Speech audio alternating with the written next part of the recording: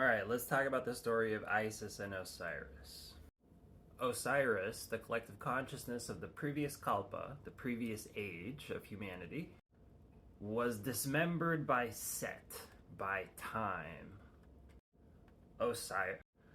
Isis, his sister wife, the collective unconscious, then reunited the disparate pieces of the scattered collective consciousness of the human beings of the previous Kalpa.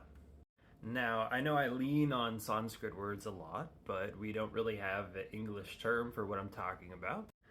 Kalpa is like a life and death of a human being on a macro scale.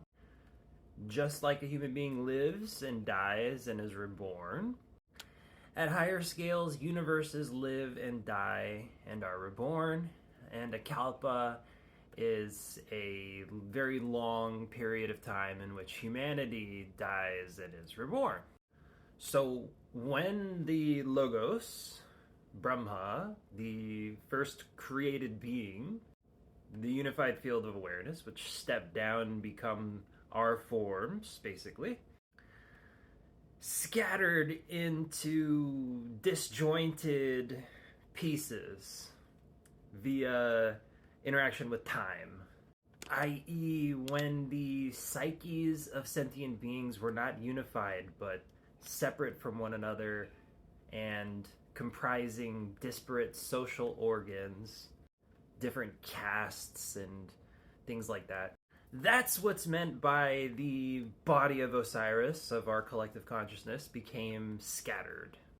Now, Isis, the collective unconscious, through a magic ritual in which the unity of souls was brought together through the revelation of their unconscious minds to one another, where we see that we're all just a unified field of archetypes in the mind of the Logos, she was able to resurrect Osiris, the collective consciousness. In other words, to bring all the scattered social organs or neurological entities together again as a unified field.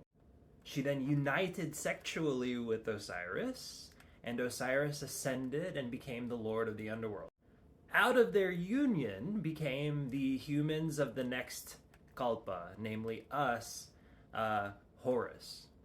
Now us, as collectively Horus, await to repeat the process and ascend back together as a collective consciousness through unity with Isis.